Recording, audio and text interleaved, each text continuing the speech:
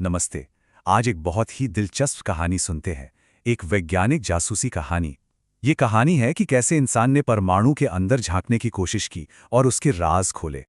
सोचिए, सदियों तक यही माना जाता था कि दुनिया की हर चीज का सबसे छोटा, सबसे बुनियादी टुकड़ा है परमाणु। ये नाम भी बड़ा मजेदार है। यूनानी शब्द एटॉमियो से आया है, जिसका मतलब है जिसे और तोड़ा ना जा सके। 1808 में जॉन डाल्टन ने इस बात को एक पक्की वैज्ञानिक शक्ल दी, और फिर तो बस लगभग 100 साल तक इसी आइडिया का बोलबाला रहा। लेकिन इस कहानी में एक ट्विस्ट था। डाल्टन का यह सीधा साधा सिद्धांत रोजमर्रा की कुछ चीजों को समझा नहीं पा रहा था। जैसे, कभी सोचा है कि रेशम के कपड़े से रगड़ने पर कांच की छड़ पर बिजली का चार्ज क्यों आ जाता है? अगर परमाणु को तोड़ा ही नहीं जा सकता, तो भाई ये चार्ज आखिर आता कहां से है? बस यहीं से हमारी जासूसी कहानी का पहला पन्ना खुलता है। तो चलिए इस गुत्थी को सुलझाना शुरू करते हैं। देखते हैं कि परमाणु का ये ताला आखिर खुला कैसे। तो बात है 1850 के दशक की। उस जमाने के वैज्ञानिक एक बड़े ही कमाल के एक्सपेरिमेंट में लगे हुए थे। उन्होंने क्या किया कि कांच की ट्यूब ली, उनमें से लगभग सारी हवा खींचकर बाहर निकाल दी, और फिर बहुत कम दबाव पर कोई गैस भर दी, और फिर उसमें से गुजारी हाई वोल्टेज बिजली। इन ट्यूब्स को कैथोड रे डिस्चार्ज ट्यूब का नाम दिया गया। और जो दिखा वो हैरान करने वाला था। एक अजीब सी रहस्यमयी किरण निकल रही थी, जो नेगेटिव एंड से शुरू होकर पॉजिटिव एंड की तरफ जा रही थी। ये किरणें एकदम सीधी लाइन में चलती थीं, और जब इन्हें बिजली या चुंबक के पास लाया गया तो ये नेगेटिव चार्ज वाले कणों की तरह बर्ताव करने लगी। पर सबसे सबसे बड़ी बात जानते हैं क्या थी? ट्यूब के अंदर चाहे कोई भी गैस हो या किसी भी धातु का इस्तेमाल हो, ये किरणें हमेशा, हर बार बिल्कुल एक जैसी थीं। अब इस सब का तो एक ही मतलब हो सकता था, है ना, कि हर परमाणु के अंदर एक चीज कॉमन है, एक नेगेटिव चार्ज वाला कण, और इस कण को नाम दिया गया इलेक्ट्रॉन। यह पहली बार था जब किसी ने साबित किया कि परमाणु अविभाज्य नहीं है, उसके अंदर भी कुछ है। जासूसी कहानी का पहला बड़ा सुराग हाथ लग चुका था। तो अब जब इलेक्ट्रॉन मिल गया, तो अगला सवाल था कि भाई ये परमाणु के अंदर रहता कैसे है। इस सवाल का जवाब देने की पहली कोशिश की जे थॉमसन ने, और उन्होंने जो मॉडल दिया उसे आज हम प्लम पुडिंग मॉडल के नाम से जानते हैं।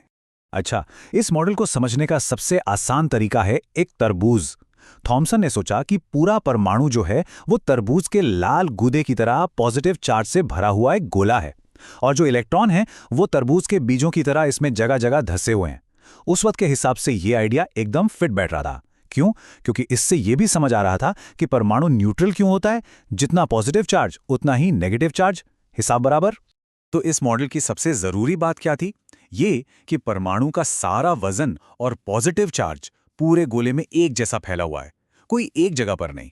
ये एक अच्छा लॉजिकल गेस था, पर विज्ञान तो सबूत मांगता है ना? और बहुत जल्द इस खूबसूरत से मॉडल का एक बहुत बड़ा टेस्ट होने वाला था। अब आता है कहानी का सबसे बड़ा मोड़, रदरफोर्ड का मशहूर गोल्ड फॉइल एक्सपेरिमेंट, जिसने सब कुछ बदल कर रख दिया। तो अर्नेस्ट रदरफोर्ड और उनकी टीम ने एक बड़ा ही सीधा साधा पर जबरदस्त एक्सपेरिमेंट किया। उन्होंने क्या किया कि पॉजिटिव चार्ज वाले अल्फा पार्टिकल्स की एक बौछार की, एक बहुत ही पतली सोने की पन्नी पर, और पन्नी के चारों तरफ एक स्क्रीन लगा दी, ये देखने के लिए कि ये पार्टिकल्स पन्नी से टकराकर आखिर जाते कहां हैं।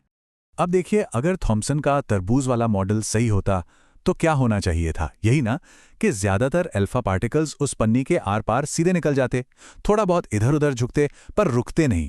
भाई, जब सब कुछ एक जैसा फैला हुआ है तो रास्ते में कोई ठोस चीज तो है नहीं जो उन्हें रोक सके। पर असलियत उम्मीद से बिल्कुल परे थी।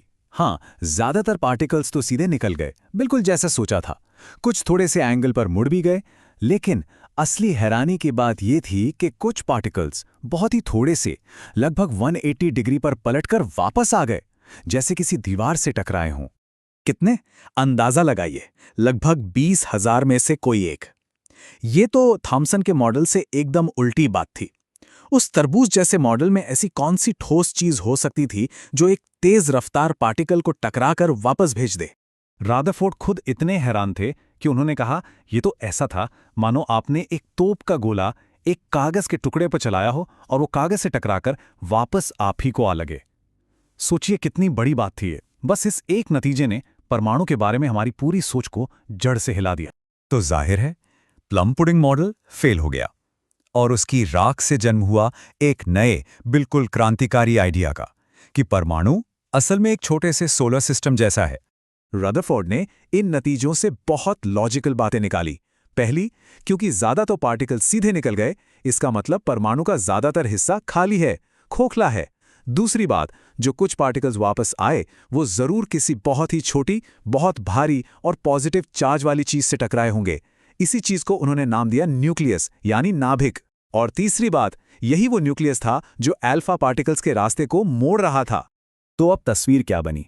रदरफोर्ड के मॉडल में ठीक हमारे सोलर सिस्टम की तरह बीच में एक सूरज है, जिसे न्यूक्लियस कहते हैं, और इलेक्ट्रॉन वो ग्रहों की तरह इस न्यूक्लियस के चारों ओर चक्कर लगा रहे हैं।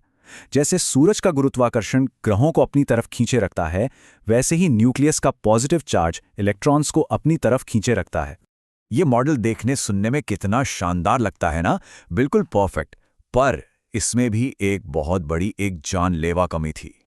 देखिए, उस जमाने की फिजिक्स का एक पक्का नियम था। वो नियम कहता था कि कोई भी चार्ज वाला पार्टिकल, जैसे कि हमारा इलेक्ट्रॉन, जब अपनी रफ्तार या दिशा बदलता है, जैसे गोल गोल घूमता है, तो उसे लगातार अपनी एनर्जी बाहर छोड़नी पड़ेगी, रेडिएशन के रूप में।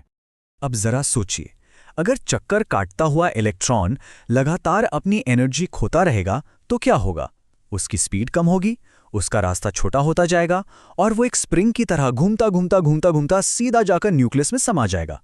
बिल्कुल वैसे ही जैसे कोई सैटेलाइट धीरे धीरे धरती पर आकर गिर जाता है। और हिसाब किताब लगाकर देखा गया तो पता चला कि इस पूरे काम में कितना वक्त लगना चाहिए? सिर्फ 10⁻⁻8 सेकंड्स। मतलब हमारी पलक झपकने से भी लाखों गुना तेजी से हर परमाणु को खत्म हो जाना चाहिए था। रदरफोर्ड का मॉडल ये तो बता रहा था कि परमाणु कैसा दिखता है, पर यह नहीं बता पा रहा था कि वो टिका हुआ क्यों है। तो लीजिए, कहानी एक और बड़ी पहेली पर आकर खत्म होती है। अगर रदरफोर्ड का न्यूक्लियर मॉडल सही है, पर उस जमाने की पूरी फिजिक्स चिल्ला चिल्ला कर कह रही है कि ऐसे परमाणु का वजूद एक सेकंड के छोटे से हिस्से के लिए भी मुमकिन नहीं, तो फिर ये दुनिया, ये हम, ये हर चीज मौजूद ही कैसे हैं? ये वो सवाल था जिसने फिजिक्स की दुनिया में एक नई क्रांति की नींव रखी। पर वो कहानी फिर कभी।